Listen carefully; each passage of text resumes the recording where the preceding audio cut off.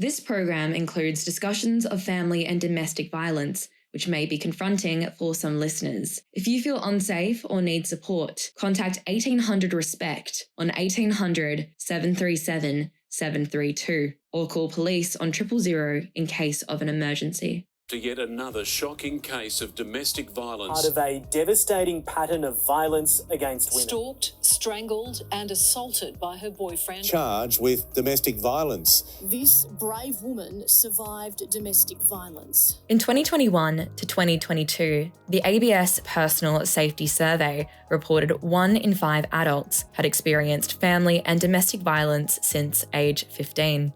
In 2023 to 2024, the AIC National Homicide Monitoring Program reported 1 woman was killed every 8 days by an intimate partner. In 2025, 79 women and 27 children were killed because of domestic violence. So far, in 2026, by February alone, 16 women and 5 children have been killed. The Australian Prime Minister, Anthony Albanese, says it is a national crisis.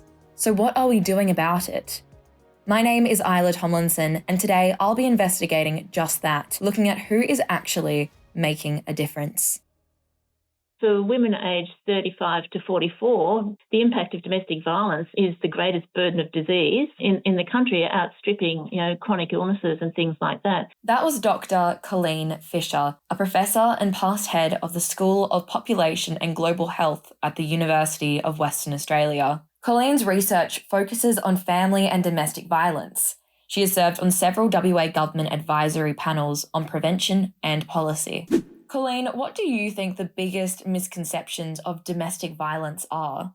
Oh, I think number one, the old thing, well, why didn't she just leave? I don't think people realise the impact of coercive control. So those non-physical behaviours that are there all the time, controlling a woman and really eating away at her sense of self, her sense of well-being. She may know that if she does leave, we do know that the chances of violence increase. So just people saying, well, she should have just left, I think is one of the biggest misconceptions.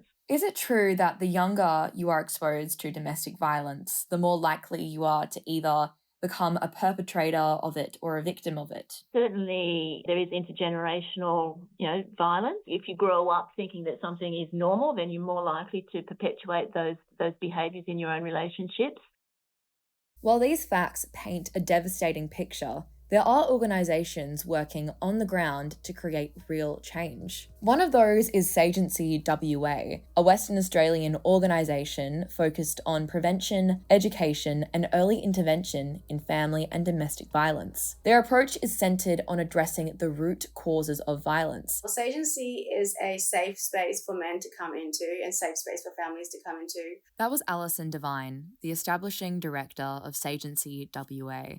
We do a few different services. The main service that we do provide is the Men's Behaviour Change Program. So I actually created West Australia's first private practice Men's Behaviour Change Program. The Behaviour Change Program is 22 weeks long and helps men take responsibility for harmful behaviour, understand its impact, and learn healthier, safer ways to act in relationships through group or individual sessions. Change takes time, but it is possible. Family and domestic violence is a complex, ongoing issue, but organisations like Sagency are making a real difference by helping break the cycle. My name is Isla Tomlinson.